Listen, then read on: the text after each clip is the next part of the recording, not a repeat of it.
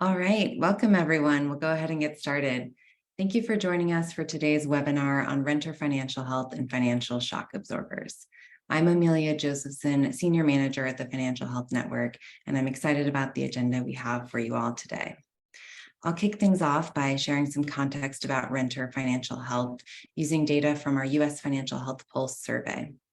Then I'll turn things over to one of our 2022 Financial Solutions Lab exchange grantees, the Flagstone Initiative, to talk about what they're seeing in their data and hearing from tenants, as well as the solutions they're rolling out to improve renter financial health. There will be time for Q&A, so please drop your questions in the chat or use the Q&A feature as we go, and I'll be sure to post them to our speakers during that portion of the agenda. Finally, I'll share some information about upcoming Financial Health Network events before we break. A little bit of background on the Exchange Grant Program for those who aren't familiar with it. The program exists to support nonprofit fintech partnerships and provides a membership and grant program that enables nonprofits and fintech providers to collaborate and swap insights to promote financial health. Our 2022 grantees appear on this slide, and they're working on their projects through September of this year. Later in 2023, we'll be hosting additional webinars to feature some of the other members of the Exchange grantee cohort, so keep an eye out for future emails about those events. I want to set the stage for today's presentation by sharing some data from our U.S. Financial Health Pulse survey, which is a nationally representative survey. Pulse data show a clear difference between homeowner and renter financial health. We use our FinHealth score methodology to determine whether survey respondents are what we call financially healthy, coping, or vulnerable. Our most recent survey found that 24% of renters are financially vulnerable compared to just 8% of respondents who own their own homes. The flip side of that is that only 17% of renters are financially healthy compared to 43% of homeowners in our sample. So some pretty stark gaps there. Another way of thinking about renter financial health, particularly for those with low and moderate incomes, is to examine renters' residual income, the money renters have left over after paying rent and utilities. That's money to spend on other necessities such as food and medical care. Recent data and research by Harvard's Joint Center for Housing Studies looked at American Community Survey data and found that in 2021, the median renter household making less than $30,000 a year had just $380 left over each month after paying rent. This is 22% less than what they had at the beginning of the pandemic, and it's also the lowest amount of residual income renters have had in more than 20 years. According to the center's analysis, the median monthly household income for renters decreased 2% from 2019 to 2021, while the median rent rose 3% in real terms. And so as a result, that median residual income dropped, leaving renter households with $130 less each month. Having shared some background about the challenging financial health context for renters, I'm delighted to introduce today's speakers, Keith Pelzarski and Shin Inoue from the Flagstone Initiative. Keith and Shin, I'll turn it over to you. Thank you, Amelia, for the introduction, and also thank you for the entire Financial Health Network for putting this awesome webinar together for us. And we're excited to be here.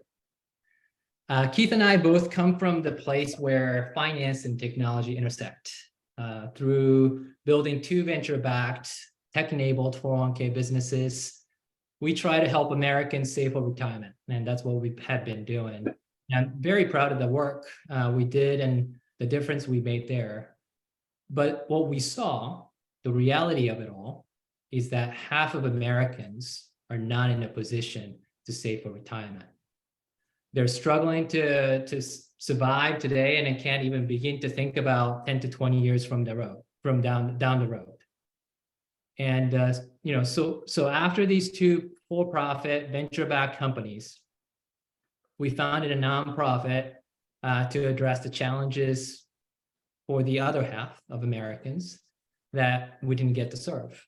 And as a slice of the problem that we chose to focus on is the everyday shocks that these low and moderate income renters face, like your car breaks down, or your kids get sick, or your hours are cut. And by absorbing these shocks and providing more financial stability, we believe we can prevent bigger crisis like eviction. So today, what we wanted to share our learning so far and exchange notes with all of you. And then 3 items to cover. First, low and moderate income renters financial health challenges, what we found.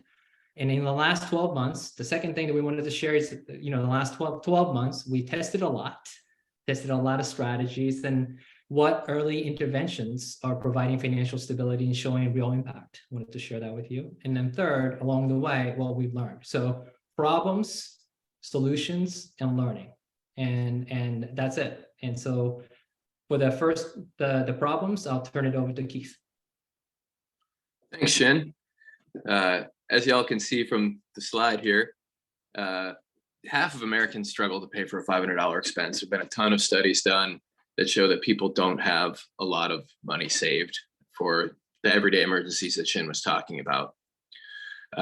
We've also conducted our own surveys and research. And we can see on the next slide, we did some comparison to the FinHealth scores on the national average. So on the left, you can see kind of the 2022 national survey results. There's a lot of people coping, but there's also a lot of people who are healthy, and there's some who are vulnerable. When we look at the workforce renters that we're surveying, these are low income renters, we're seeing a lot of people who are vulnerable and still a lot of people coping and very few that are healthy. And so as a result, on the next slide, we'll see they're worried about money. These folks are worrying about money every day. As Shin pointed out, we did a lot of work on trying to help people solve problems that were in the future, saving for retirement. But we're really looking to solve problems that are happening today. And this kind of stress is occupying a lot of people's mental bandwidth in the moment. So these kind of worries, what are they worrying about? On the next slide, we'll see that they're having to make a lot of tough decisions. They don't have this cushion. And so it's, do I pay rent? Do I get food? Do I pay rent? Do I go to the doctor? These are the kind of trade-offs that are happening for these folks all the time. And it's tough. And so we're trying to provide a little bit of a buffer there, because as we see on the next slide, the buffers, it's not there right now. Almost 70% of the low-income renters we surveyed have less than $100 saved for any kind of emergency, whether that's someone in the family getting sick, losing hours at work, car breaking down. We know that these shocks are going to happen to folks. We just don't know exactly when, but we want to try to help get them in a position where that one shock doesn't lead to a bigger crisis.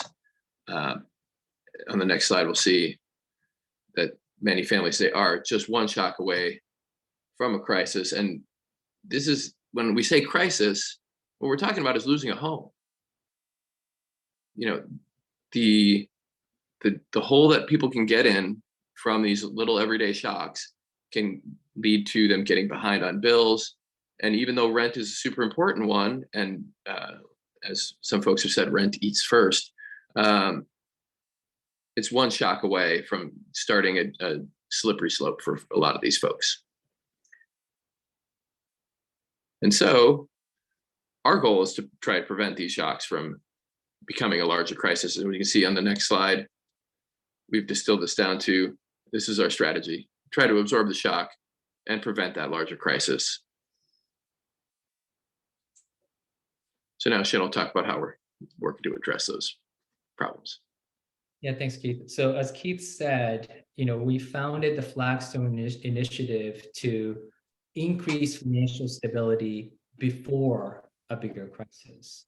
And we do this in partnership with workforce, affordable housing, light tech housing, owner operators. And that's how we reach low and moderate income renters and provide financial stability programs. Now, the next slide shows you what kind of financial stability programs that we're starting to offer.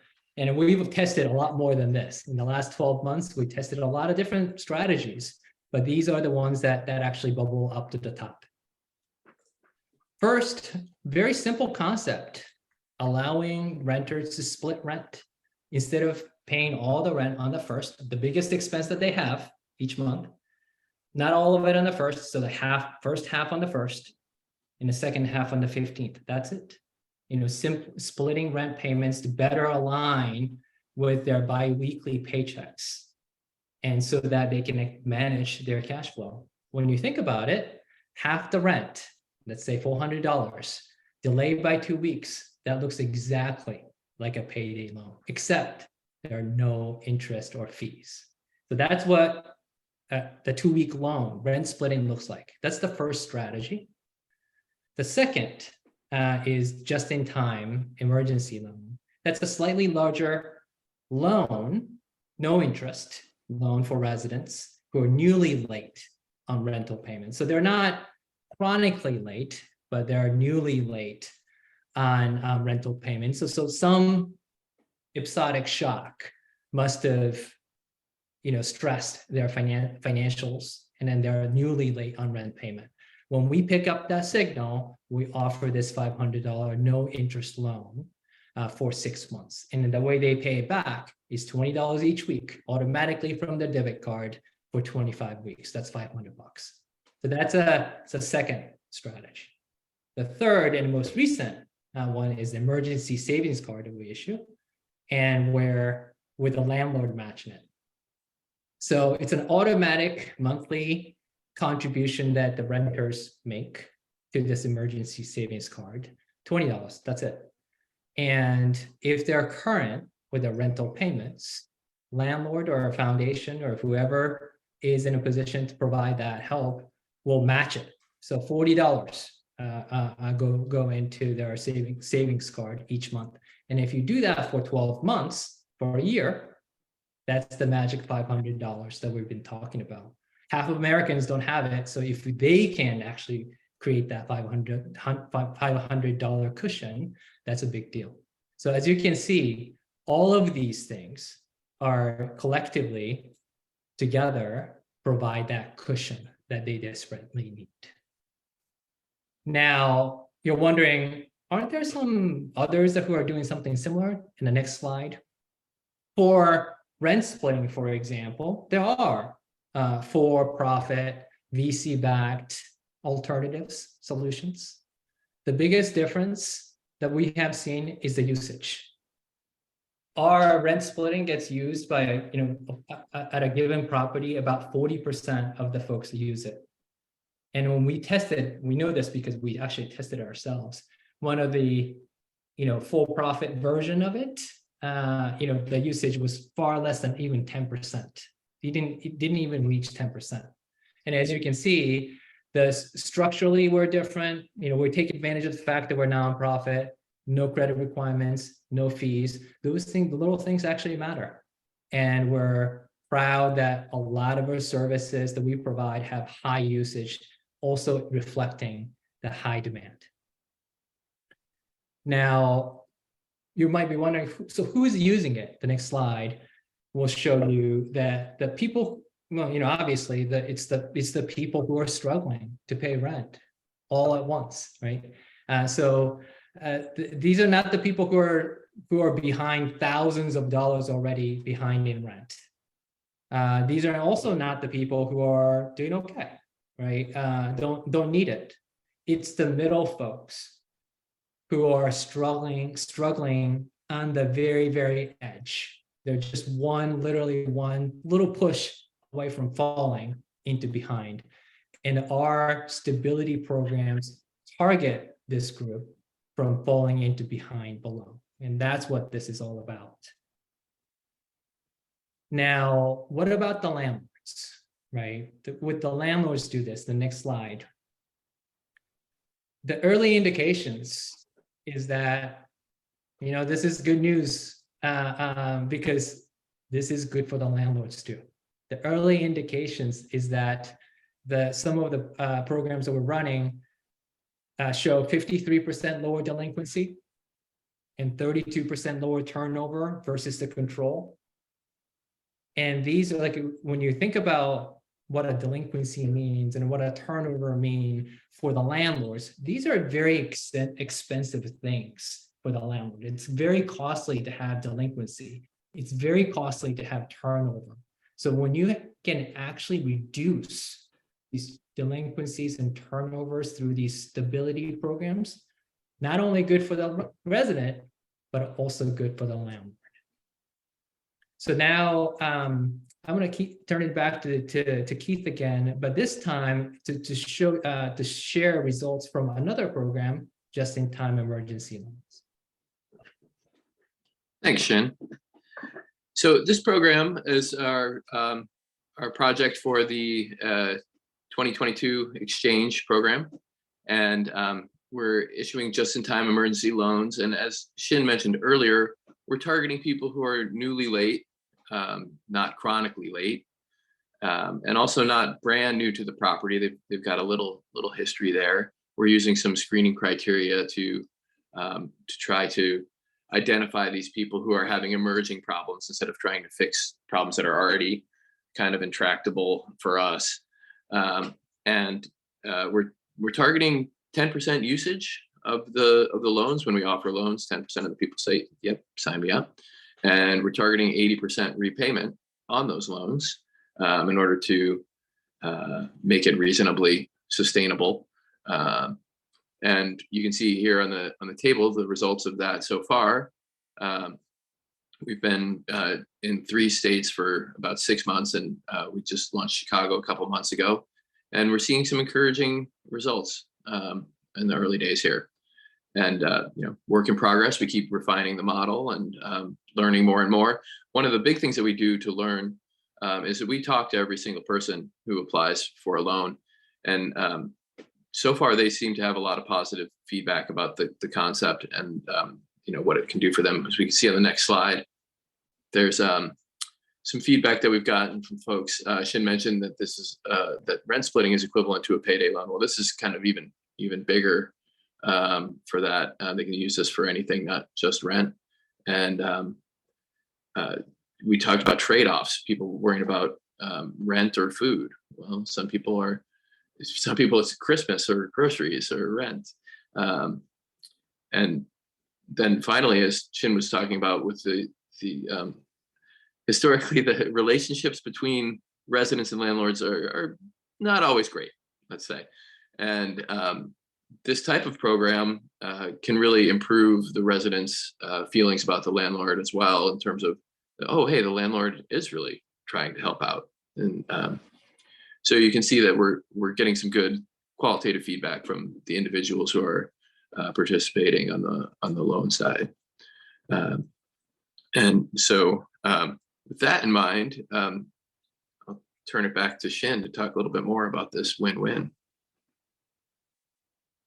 Yeah, in the next slides, you can see that you can just go all the way through to complete the circle there. Great, one more. And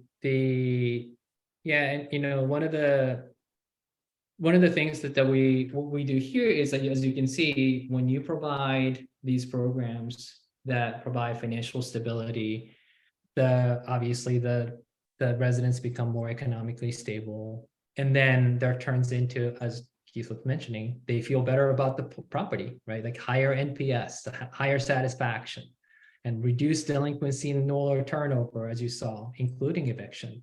And of course, that means that increases the value of the property as a whole. And that creates this virtual cycle.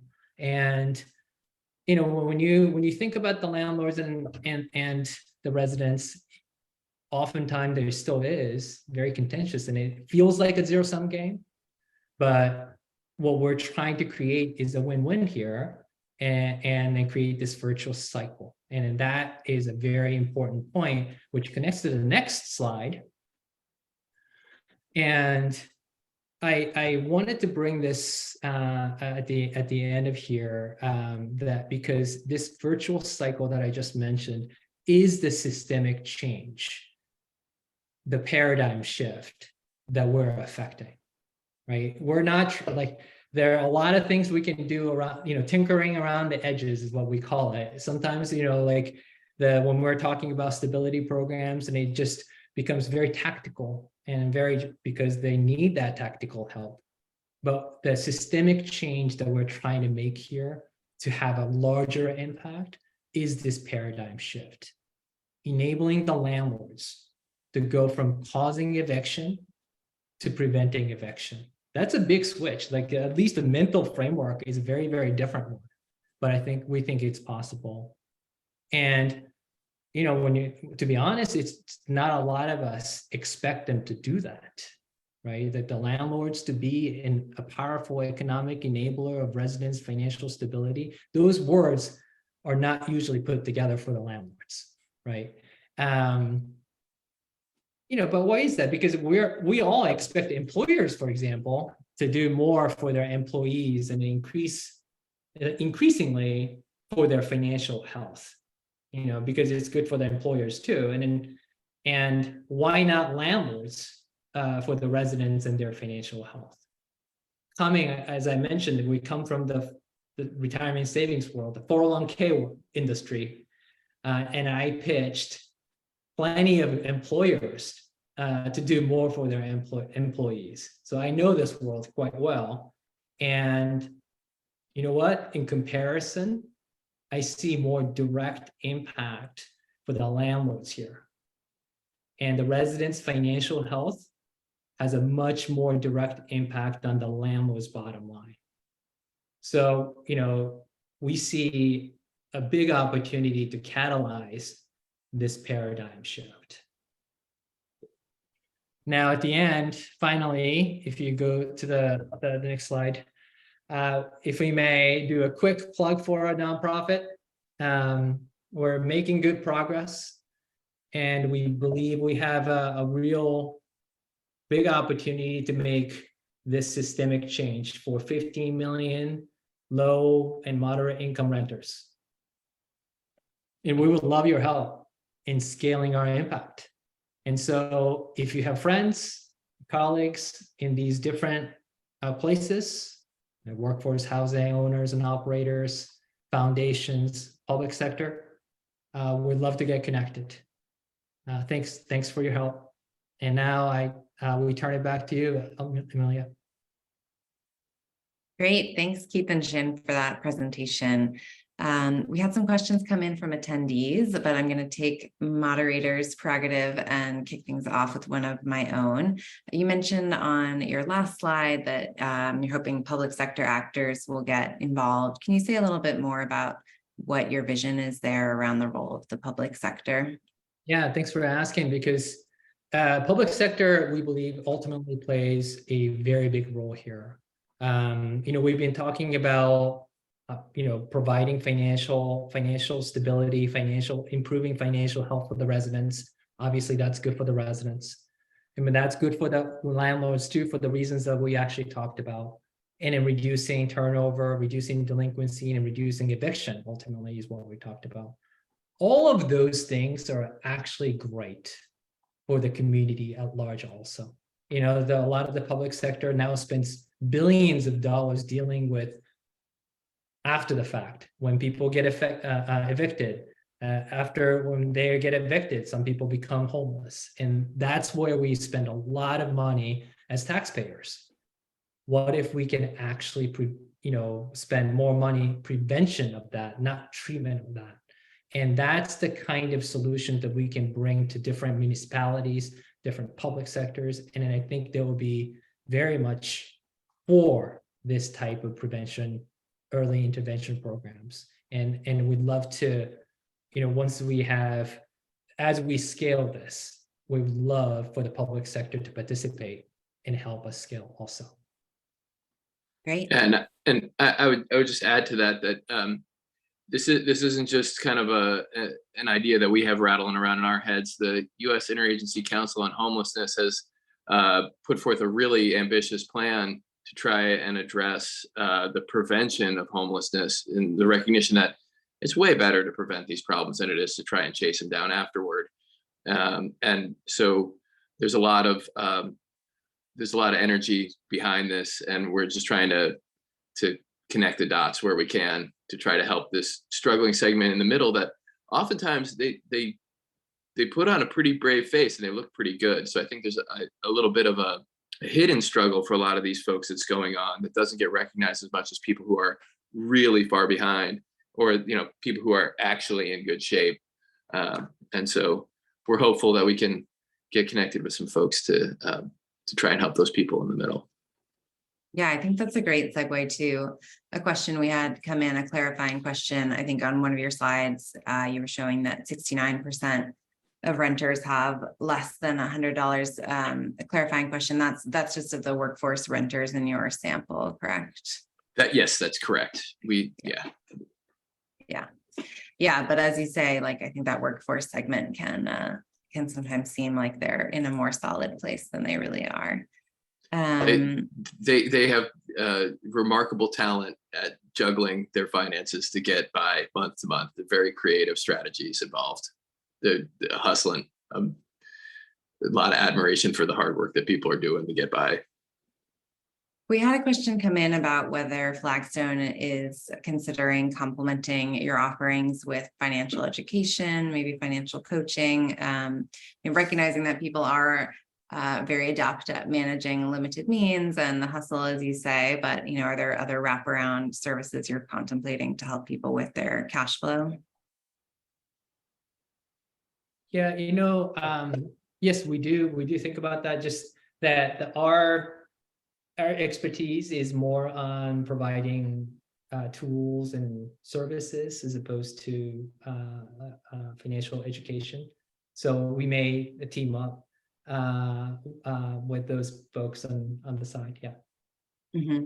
So more of a partnership model. That makes sense.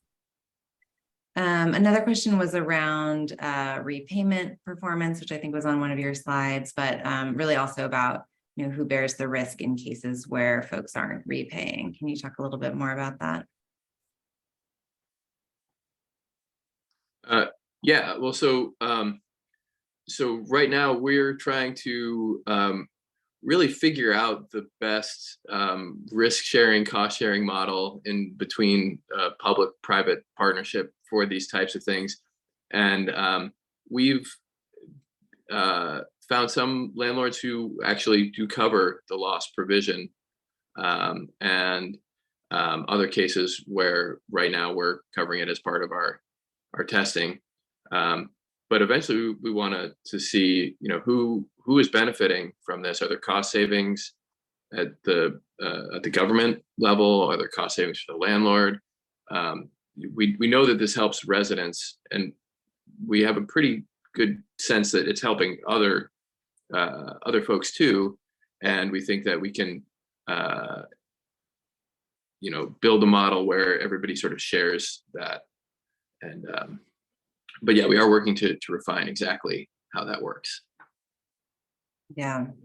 There's a lot of energy in the chat around potential for credit building as well, as folks are both paying their rent and then making repayments on these emergency loans. Shout out to credit building homies out there. Yeah. Yes, I want to shout out all the groups, Isusu, Jetty, and Self that were mentioned in the chat. So I'm not forgetting anyone, but also kind of lump those comments and questions into one.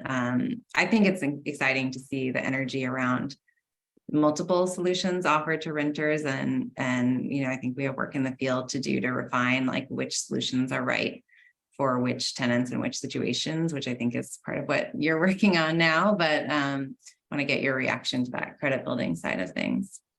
You're absolutely right. There is no single or silver bullet that solves this financial stability problem that we see with half of America, right? Like there's no single solution. So we have to go, and we think about ourselves as almost like a platform that has multiple solutions. And right now, we only have 3 little things that helps a very small segment of the population for a very small number of use cases. But that's still very, very meaningful for these folks. So we're getting started like that. And we need to continue to add different solutions to help with the wider range of low-income renters, wider range of different shocks that people experience. And so we're constantly trying to add to the mix. And I think credit building is one of those. And another area that we believe is that we have to work on is the income shock side. Income shocks like reduced hours, or you don't have a PTO because you're hourly workers, and then you get sick and you miss 3 weeks of worth of income, right? That's what happened during the COVID. And so those are much bigger shocks that currently we don't have a lot of tools to actually absorb. But those are the kind of problems and the solutions that we're starting to really look at.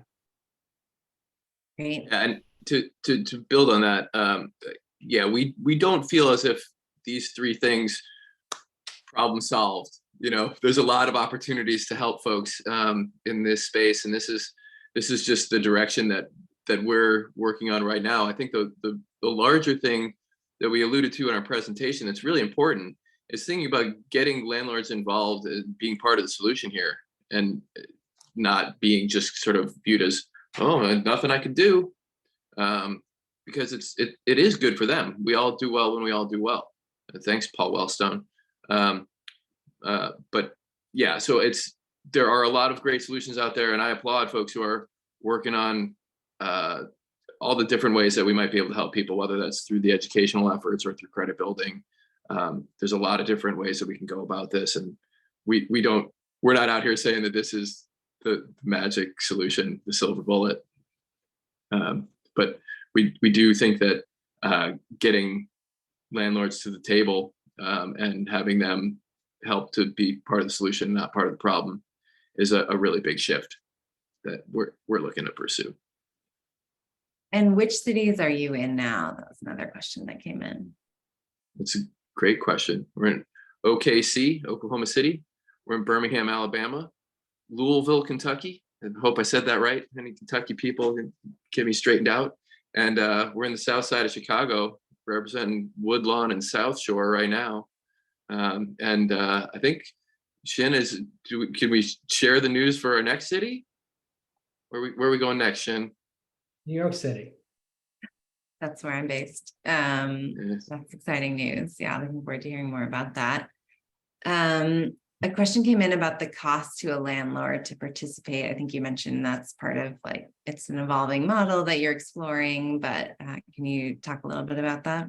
Yeah, I think that's something that we're working with landlords to figure that out. And we want to make sure that the ROI model, right, what they put in, they get more than that in the form of reduction in delinquency, delinquency, turnover, and eviction, because those are very costly things. The real money goes into those. So we want to make sure that the ROI calculation works for them.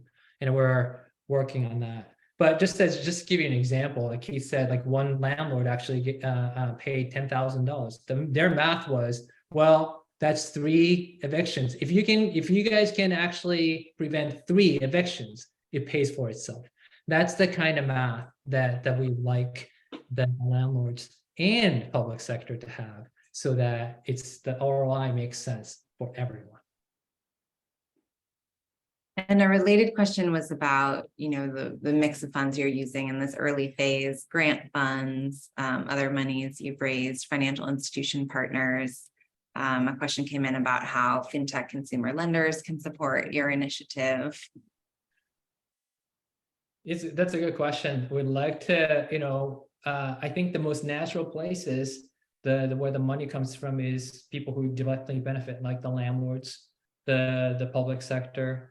But also I can see the banks doing this as part of their CRA dollars, and that I'm sure the banks have vested interest in the properties that they give loans against, and then those properties doing well is probably a good thing. So by helping the residents there with their CRA dollars will certainly make sense. So there are probably different places where the money can come from, but what we're really focused on right now is to make sure that what we do provides real benefit, not only for the residents, but also the players, all like stakeholders around us.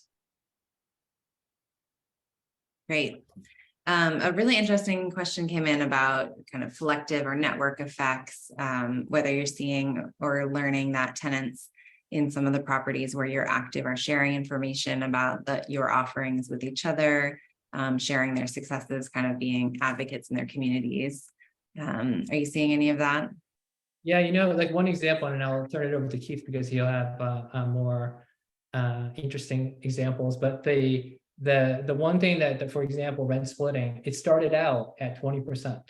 And that's a very high number in terms of opt-in programs for anything, but started out at 20 and steadily increased. And I'm sure people talked about this opportunity to split rent. And not everybody knew at the very beginning, but it just, over the course of 12 months, it's more than double now. It's pretty close to 50% of the population using it.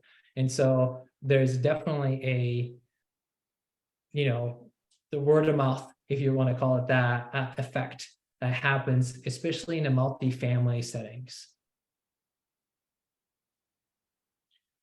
Yeah, and this is something where I'm excited about, when things have progressed to the point where this is more widely available. Right now, as we test this thing, part of the model is that we are using data from our real estate partners in order to identify folks who are having trouble, but not a tremendous amount of trouble. We're not using traditional credit scoring. We're looking at some of the rental payment history and delinquency there, and the late fees, as Shannon mentioned earlier.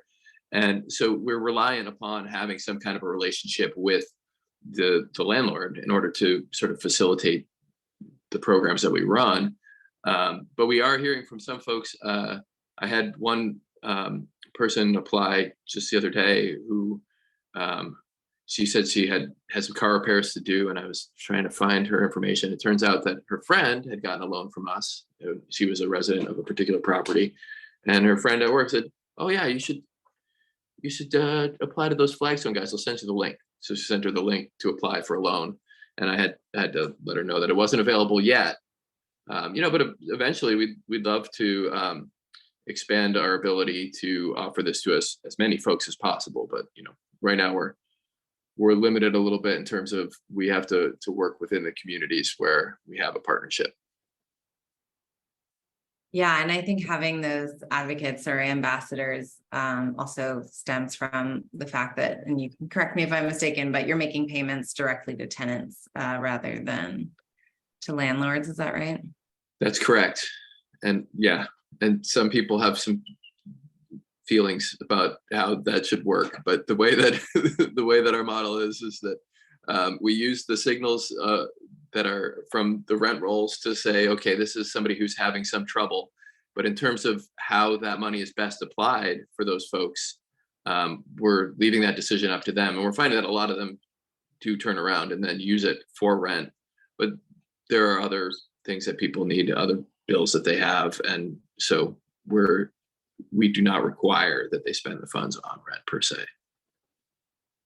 Yeah, I know there's different models, out there in the market, but I like the kind of like dignity and empowerment angle of giving people funds directly. Sorry,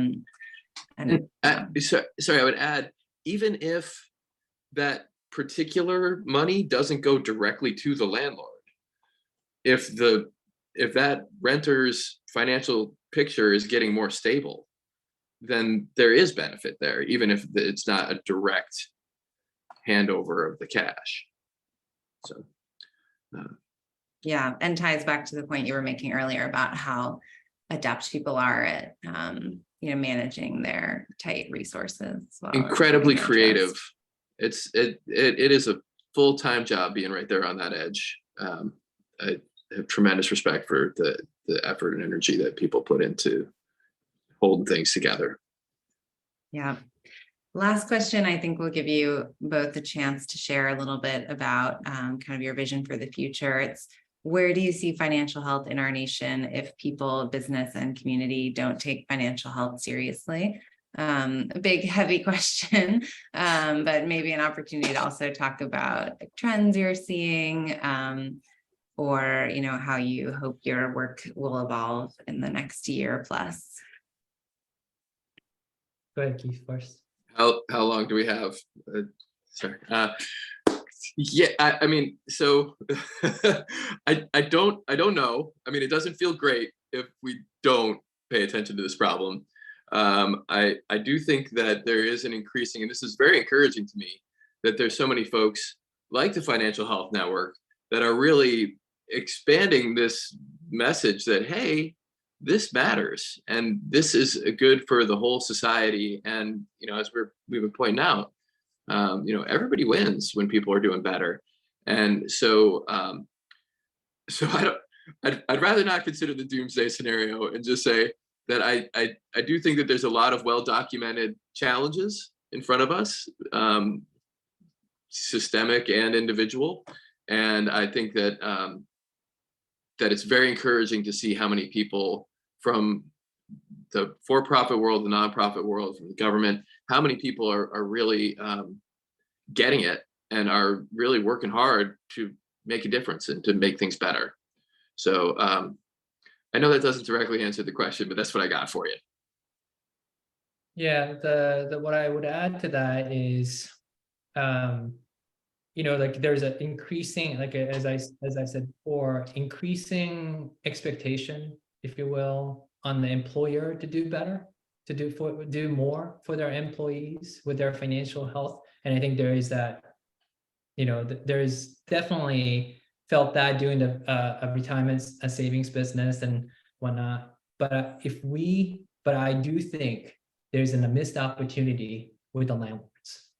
And I think that there's this economic player, enabler that is sitting there, that if we actually make this work, not only they benefit, but it'll be a tremendous help for these low income families. And I think this is, we have to get serious about how to turn our expectation of the landlords from these people who cause eviction to people who actually constructively prevent eviction. And I think it's possible. And I think that is a big opportunity that we all have. And then we're going to try to go for that. And I'd love for a lot of other folks, and we're nonprofit, I would love for other folks to join us in that journey. We all do better when we all do better. Awesome. Thank you both.